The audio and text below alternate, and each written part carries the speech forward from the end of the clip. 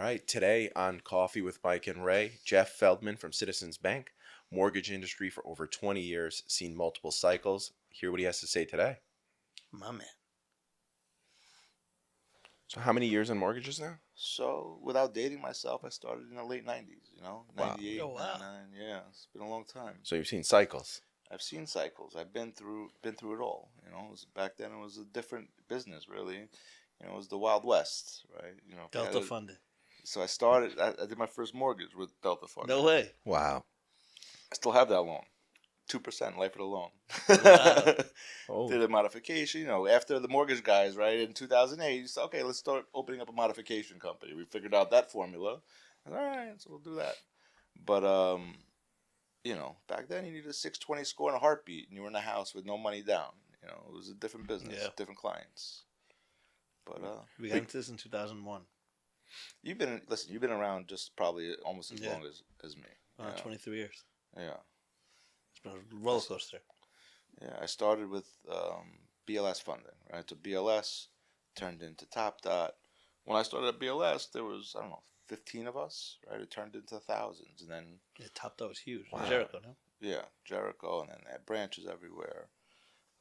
And then I ended up going out in probably, I would say, 2004. I left them and went out on my own and opened up a branch office of Fidelity Borrowing. Fidelity, yeah. Brian Offsey. So, I had about 30 guys, me and a partner, and we had a good run until 2008 happened, and then checks started bouncing from, no offense, but we had to find some other options, right? And we bounced around with a few different places, and then figured out that at this point I should probably just start focusing on myself and not worry about where I'm going to bring 30 guys.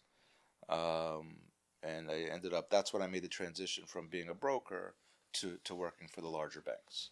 And I ended up going to Manhattan with a friend of mine who was running Manhattan at the time, Dylan Levy, and started working at Chase, right? And that's when I got my first taste of the affluent client and building my business from there. Nice. And then from Chase, you moved to. So from Chase, I went to Capital One. And then Capital One ended up losing the ability to do mortgage. So they shut down their whole mortgage department, Wow.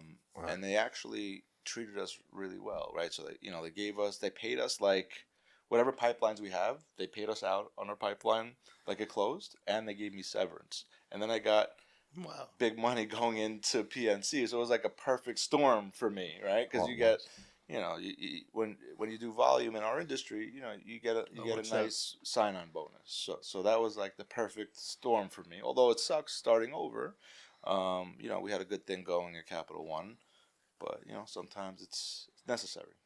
Yeah. I remember it was about a year ago, we saw each other at a networking event. Right. And it was crazy how many people we had in the same circle. Yeah. Of like not even knowing people we've known for ages. I was like, no Yeah. way. I'm like, you know all these guys? He's like, yeah. I was Yeah. like, wow. I've been working with the same guys for like 5-10 years. Yeah. Well, So- you're talking about the Russians. All the Man with the Russians. Yeah. All the Russians. So But yeah, so I was at PNC for the past 5 years, and had my best years of my career there. I would have never left. But banks become competitive and non-competitive, for whatever reasons they have internally. And I was still fortunate enough to still be getting a lot of business and a lot of opportunities. And when I start losing my opportunities to rate, and they're not willing to pay me a lot of money till they figure it out, it's time for me to go somewhere else. yeah, makes So sense. I ended up going to Citizens March of this year. And listen, anytime that you go to a new company, there's always growing pains and figuring out, you're never going to check all the boxes at one place. It's just, does this place do more? The type of business that I'm looking for is not the same as everybody else, right? So I look for, how do we treat high net worth clients? What are, our LTVs? What are the relationship pricing, right? For me, relationship pricing is super important, right? So when people have money and the ability to move money over to the bank, at that point you get a large discount to the rate, And when you're talking about high net worth clientele, most of these people are not first time home buyers. So they've been down this road before, and that's who I'm competing against. So they check the most boxes for me, and I'm finding my stride with underwriting and operations. And every day that goes by, it's a battle. Yeah. Trust me. Definitely know that. But I'm winning a lot of them, right? It's a problem when you go to war and you keep losing, and you get depressed and you start looking at other options. So I'm going to war, but I'm coming out victorious, which is important. That's awesome. Um, so you've been in every side of mortgage, huh? From like regular FHA, conventional, Yeah. and now primarily it's jumbo business. Right. Which one did you find to be like the most challenging, or? So it's a good question. I haven't thought about it. So there's a lot more transactions in the categories that you said prior to jumbo, right? Yeah. So there's a lot more FHA. There's a lot more non QM and conventional. There's just more transactions in that bucket, right? But I learned a long time ago that it takes just as much time and as much effort to work on a $300,000 loan as it does a $2 million loan, right? So we want to work smarter, not harder, and start fishing in different ponds and for those larger loan amounts, Yeah. right? And listen, altogether, there's just a lot less transactions in total, right? We've lost the majority of all the refinances. So now you got the same pool of loan officers fighting for all of the purchase business. The difference between the refinance and the purchase market is that there was a lot of loan officers that lived in the refinance world. Why? Because you can purchase those leads, right? You don't have to know anybody. You can purchase leads and just bang the phones all day and just fish, right? And with purchases, you can't do that, right? You can't buy a good purchase lead. You have to have these relationships. And that's why there's a lot of people that, were mortgage bankers last year and they're not anymore because they just can't survive. And when things are tough, it's hard to say, okay, I'm going to invest money in my business to try something new, right? It's a tough thing to do. And I'm fortunate that my business is still, listen, it's not 2021 numbers, but there's still, it's still growing and I'm able to sustain, which is good. Awesome. Did you ever get into the commercial world, or was it always residential? So I get a lot of commercial opportunities. When it comes to the ability to close them myself, I can't wear two hats. So at that point, I'm just making referrals Commercial to, guys. to commercial guys. Yeah, I Nice. wish I could close all the deals.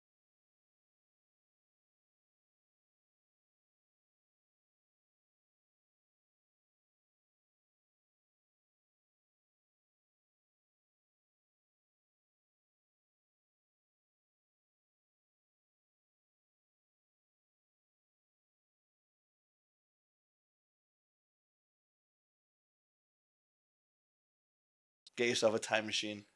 You're sitting there. You turn on your flux capacitor, and you travel back to 1999. Yeah, And you sit across from yourself at a desk. What do you tell yourself? don't buy all those bottles. How much money we wasted at the bottles in the club. I Like tell it myself just, that every day. it's sickening.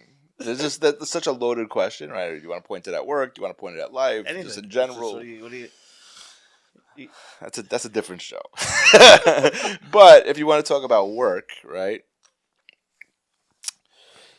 Listen, you don't know when things are good, right? You think it's never going to stop and it's going to continue. And when things are bad, it's hard to see past the cycle that things are going to improve, right? Yeah. So the only thing that I could say or suggest is that when things are good, you work as hard as you can, as long as you can, and try to stack and just try to be, responsible with the money and put them in the right places. It's a lot easier to do that as a husband and as a father with kids, where when you're single, being a maniac, it's you have other things that are more important in life, lose or you perspective. think or you think that's more important, right? And I'm not saying listen, at the end of the day, I don't know if I would take it back because I had great times, right? Yeah. But some of that money would be nice. Don't buy all the bottles. That's great. Stop buying boats. Yeah. When getting into like mortgages and everything, did you ever Yeah. like pivot into like real estate investing and seeing all this? Is it just been mortgages, or have you gotten to like other spaces? Just Yeah. getting into this world, like over 20 years in now. Sure. So when I started, I bought my first house in 2004, and at the time it was, in Long Island, which is very uh, common, is the mother daughter, right? So when you found the mother daughter with a basement, you found gold, It's an right? unconventional three family. Right. So it's exactly what it was. So I have a few of the houses still, and that was what I looked for, right? Because I looked for the mother daughter, which is a single family, which you can buy, and with the basement, and it was easy at that point, even at rates at 5 and 6 and 7%, to be profitable with 20% down and have cash flow. So that's what I looked for, right? I had maybe four of those at one point. I still have two.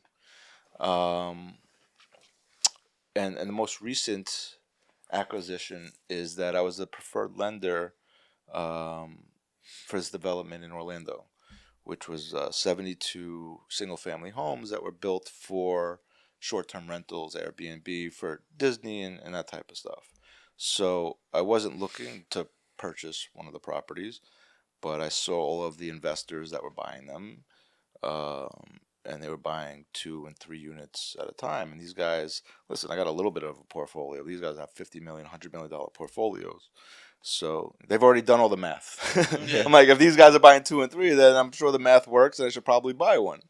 So out of with these homes, the only thing that differs from one to the other are the amenities, right? They're all the same, cookie cutter homes, but they're big homes, right? So they have 11 bedrooms, and only 10 of them, or I think 12 of them, come with a bowling alley, right? So there's one bowling alley home left, and I knew that whether the bowling alley was good or not, it was going to show really well on Airbnb, right, or whatever they use internally.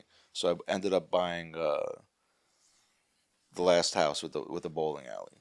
And listen, what I like about the short term rentals is that it gives you an opportunity to enjoy it as well, right? If you buy a rental property and it's rented for the next 10 years, you never get to enjoy it, right? So obviously having young kids, and I'm able to spend time in Disney with them and That's great. entertain. Like, we're going there for Thanksgiving. I'm bringing my whole family, my wife's whole family. I think we got like 25 people That's going awesome. there. Wow. That's a So nice it's spot. yeah, and I've used it a couple times for business retreats, right? Golf. There's a lot of different things for Disney, We should go one time. or we should. Let's go Love bowling. Let's put it together. Listen, the bowling alley looks great. It's one of those mini bowling things, like with the smaller balls, but it advertises great. Yeah, I'll get that. That's But awesome. no, it's a good time for sure. Do you see how old are your kids? So I have a 3-year-old and 9. Yeah. Would you encourage them to get into the real estate world in the future? Would you tell them to go get like a degree where there's more security? So it's a good question. I think that the short answer is I would probably, you have to have the right personality to be able to work on commission only, right? And you could be very, very sharp, but you're just not built that way to earn, be in sales in general, right? There's some people that have that gene to be in sales, and some people that don't. And I think that my son is 3. He's going to be a stud no matter what he chooses. But I think that the way that you can earn the most income is in sales, and it just depends on what the product is going to be, whether it's going to be real estate or whatever it is. Um, it's not one of those things that I could just pass down either, right? It's not like it's a brick and mortar company and go, okay, here, I give it to you. It doesn't work that way. But I could see myself engaging in teaching them the business, and learning how to do it from my mistakes. So I don't know. My daughter probably not, but my son is something that I'd probably consider. Yeah. I always think about that all the time. Like, what's your Hmm. kid gonna do? What do they want to do? Are you Yeah. gonna talk them into something? Are you gonna let them do their own thing? It's always Listen. My kids are still very young, right? So you probably your kids are a little bit older. Oh, no. mine. I have a 3.5-year-old boy. I only have one. Yeah, it's Mine 2 honestly and 4. it's not something that I'm really putting that much thought in right now. Yeah. I'm not right now. I'm just trying to stay alive. Don't let them fend for themselves, right? Your kids, I always I have this have conversation. other priorities at the moment than trying to figure out what to do with my kids as far as their careers are concerned. I have my brother-in-law. We married sisters, and we always Yeah. have this conversation. He's like a top-rated cardiologist, Uh-huh. so we always joke about like, and our kids are the same age. When they get older, I'll take his son to my wing, and he'll take my son to his wing. And I was like, if you ask me, I'd say go be um, a doctor of a high stature all day versus being in this concrete jungle of hustle. Yeah. Versus he says the exact opposite. He's like, I'm capped to what I can do. You got your sky's the limit, no matter what you do with it. It's funny you say that, right? Because for someone like me, I see everybody's finances, right? And I see these, Ivy League people and surgeons and this, and I'm like, there's no reason I should be making more money than these people, right? It just doesn't make sense. Like, this world doesn't make sense that I should be making more money than this person, Yeah. right? Like, but it is, unfortunate. But obviously, their industry is much more stable, right? Yeah. And that's the trade off, right? Yeah. Stability. So Peace of mind. yeah, Yeah. it's a different animal, Yeah, but for sure. the your limits are what you set for yourself, right? You can grow it to as big as you want, and there's nothing stopping you. Whereas a surgeon, you only got two hands, right? You can only do so many surgeries. Yeah. It's hard to grow unless you want to, open up your own practice and grow. But it's, you can only do so much. But then you become a businessman, not a doctor. Right. No, Yeah. exactly. That's what I've seen with like a lot of the guys who become doctors. Mhm. I don't even treat patients anymore. Right. I just go. They have like 5, 6 practices, Yeah. and they just want to make sure they're running and they're operating at full Right. capacity, and they're branding it and selling it so they fill up and they get paid on that. And listen, when it becomes a business, the service starts getting a little diluted, right? When people are starting, used to dealing with you directly, and you've grown your brand, it's hard to continue to get bigger and still keep the same type of service and respect. Like I do, I've been doing a lot of business with dentists and surgeons, and what they're doing is, they're absorbing these other practices, right? Everyone's retiring, going out of business, whatever it is, and what they're doing is they're buying their book of business and they're consolidating. They're not opening new locations. They're just consolidating their book of business into their office, right? And they're growing that way, Yeah, and it's big business. Yeah. it definitely is. So I think a lot of people talk about this now. You had inventory issues, which pushed mortgages, bidding wars, all that. Now we're hoping that inventory is going to catch up while the rates are a little bit higher. You are still just seeing mostly purchases, not refis. I wouldn't say only that. I'm probably Still, 90% purchase, 10% refinance. If you're refinancing, you got a problem, right? You're not getting rid of your 2 or 3% because rates are better. You know what I mean? Either you're getting divorced, you need money, or Your arm's or expiring. something, or your arm is expiring. That's right. So I think you're seeing a lot in that business. But do you think, first of all, you think you're going to hit like another refi boom from everyone that closed now, if rates drop down Yeah. back to where they were? So that's the cycle, right? And if you get through the cycle of the rates being higher and still have the ability to do volume in that market, you're creating your own refinance pipeline for when it changes. Your first part of the question is when you asked me about the market, and traditionally when rates increase, it's like a seesaw with values, right? Because if the rates get higher and the prices stay the same, it's hard for those people to still qualify, right? Because everyone's always looking to borrow the maximum they're allowed, right? Or, Yeah. or able to, right?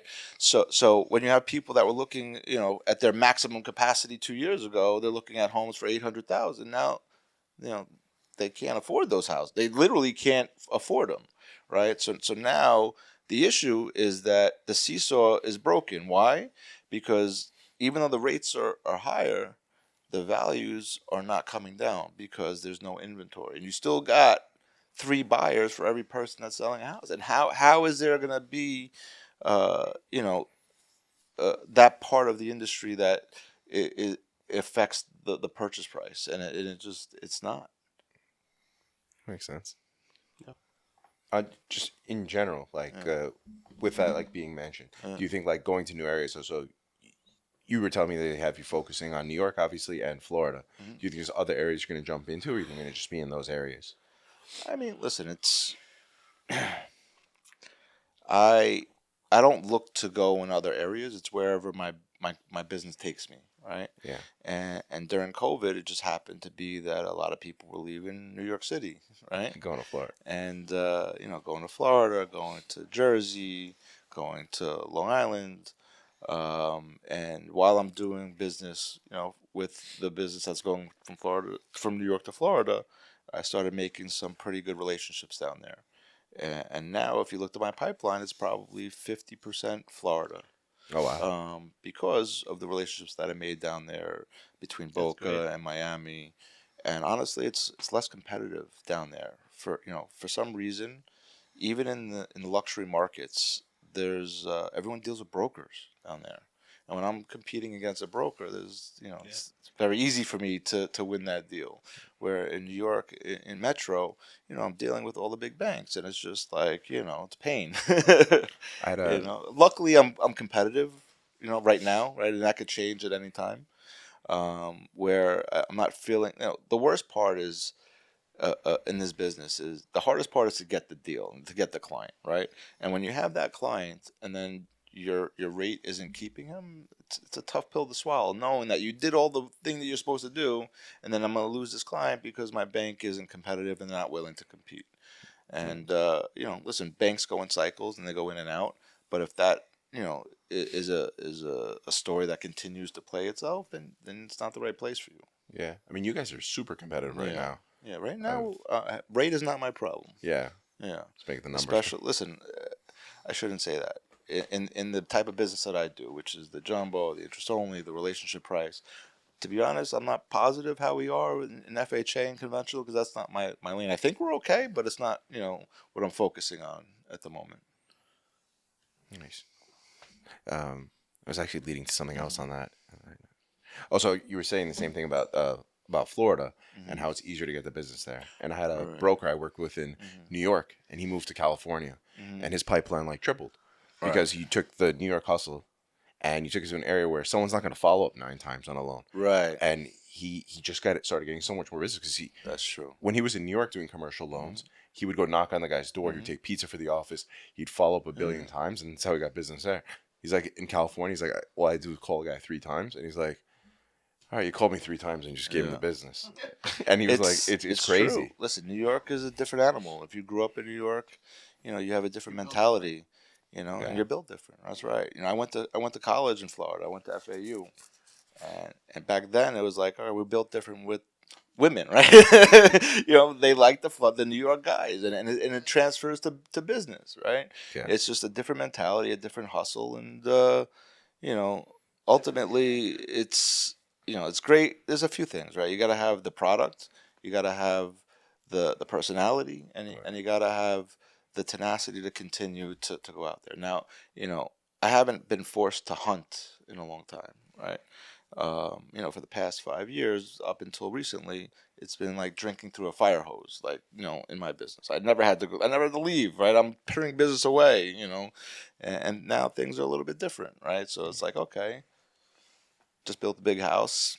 You need to make a little bit more money, and the phone isn't ringing as much. So now I got to go out and hunt, right? And what's entailed to that is you got to spend money marketing, and hope that you're putting it in the right places, right? But there's fun in the hunt also. Yeah, If you listen, build for it, it's fun. We it enjoy it. is, and I've been focusing on pointing the marketing funds to Florida as an excuse to go down there. But it's also been working out pretty well. It's just easier for me to maneuver down there as far as competition is concerned, and it's been effective. nice. Good And stuff. listen, South Florida is half of New York now, anyway. You Yeah. know what I mean? It really is.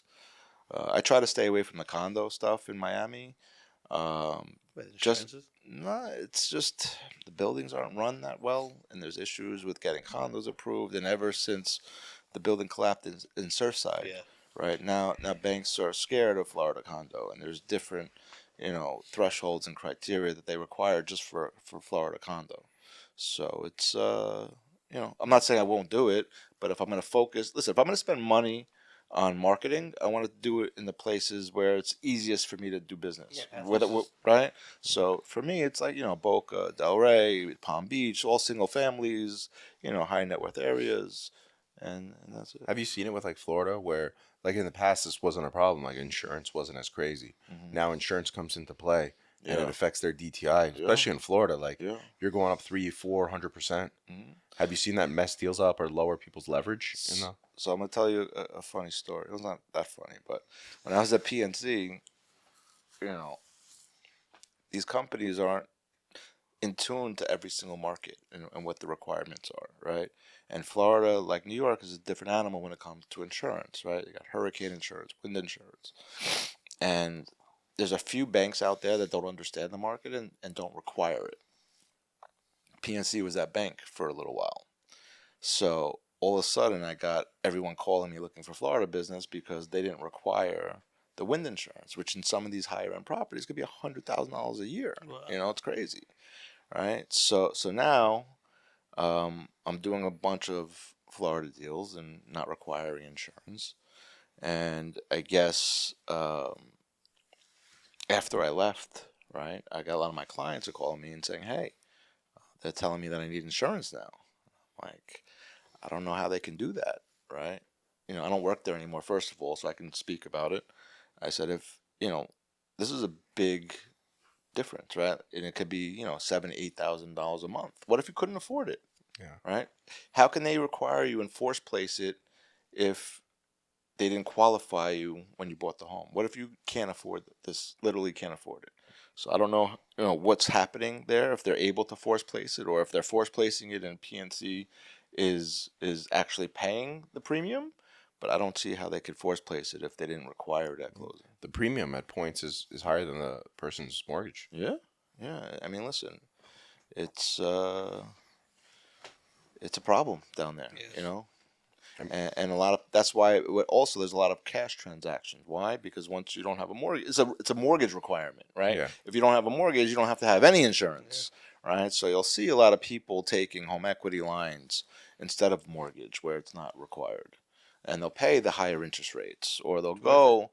To a non QM type of deal, even if they qualify because they don't need the insurance, and I don't know how valuable the insurance really is, or if it's ever really utilized, but it's a big nut. It comes into play. $100,000. Yeah. Well, that's an extreme case. I mean, the majority of them, let's say, $2-3 million house, it could be 40 or 50,000. Yeah. I had a friend went from 15 to 60 Yeah, in a year. yeah, $45,000 is a big difference. yeah. Listen, 4,000. that that's more than a lot of people make, right? Right. And seen then, it? now it's like, okay, it's a problem. In our business, in non-QM, when you were going off the debt service for the rental loans, certain areas like Florida got crushed on the rental loans. Like you bought Right. a property thinking you would be killing it, Yeah. and it was done over there. In New York also, like over here, we still went up 30-40%. Yeah. So You know what? I keep seeing, how Fannie Mae changed their guidelines to where they'll do 95% on multifamilies, right? 3 and 4 families.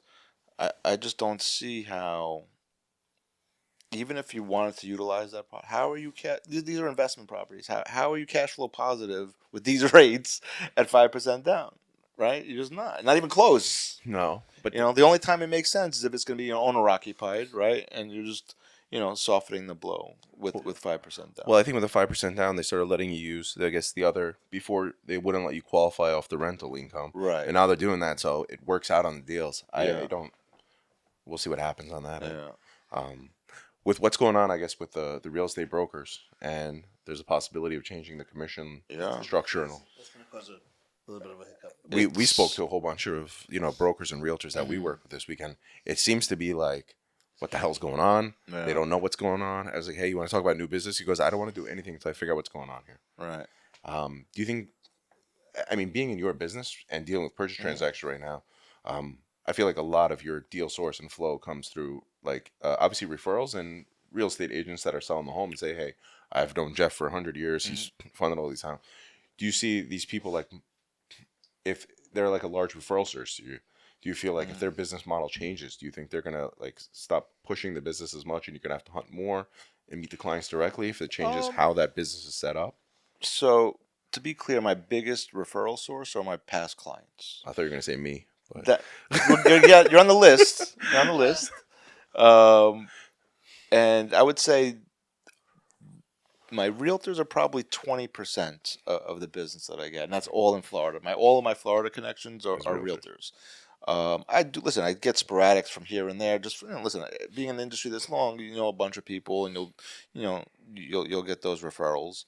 But it's not the crux of my business.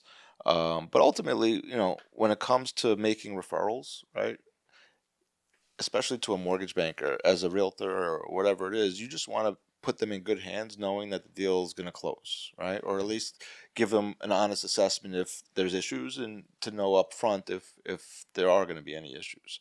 So I don't think that their commission has any bearing on whether to refer or not. Yeah, But I've had some discussions with some real estate agents as well, and to figure out, how it changes the dynamic in the industry.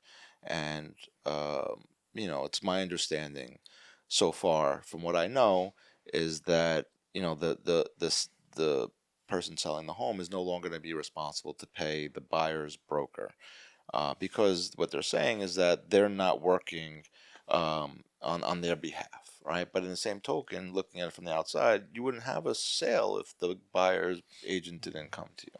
So, we had a few meetings with some attorneys, and there's a lot of holes in that case, and you could look at it from both different ways, but I got my own problems. You know what I mean? I'm trying to survive out here. Let them worry That about that sounds like a stuff. legal battle. Yeah. A financing issue. Yeah. happens. I guess like the next phase, and we discussed this earlier, and Uh, you know, do you think there's gonna be another buyer boom, or do you think it's gonna be?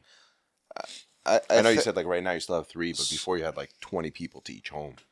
right. So I think that any time that there's publicity about rates dropping, there's going to be more buyers that think that they can now enter the market, and it's the right time. I just don't know what that looks like when um, the inventory is still low, right? It doesn't Yeah. change that, right? So now, if the rates are lower, I feel that the values are going to increase now. So it's like, you want to. Oh, I'd rather buy when the rates are high and values are low, because you could always refinance, right? But there's just nothing that is affecting the values at this moment. The interest rates don't have an effect. Have you seen buyers that like you pre-qualified for an area or a certain thing pivot and say like, you know what, I was looking in New York, but now I'm going to be in Pennsylvania or something, or I not as mean, much? listen, I'm fortunate enough to be working with more affluent borrowers where Yeah, rate isn't as much. Listen, if they're the issues that I'm having right now is that it's a time of the year where I deal with a lot of self-employed borrowers, right? And I would say maybe 75 to 80% of my clients are all self-employed, and they always wait to the last minute to file, right? So now I'm submitting deals with 20 and 21 income, and then if you don't close before October 15th, now you have to give me 22. And that was this past 2 months of just pain, right? Because I started the file with 20 and 21, and now I have to introduce 22 in middle of the process, and a lot of people had a down year in 22, and it's just a lot of pain. and that causes the headaches. And a lot of my clients Agonizing. have 12, 15, 18 companies, right? It's not like I'm dealing with W2 people. Yeah. These people are probably yelling at their guys like, I need my Yeah. K1. I need to file tomorrow.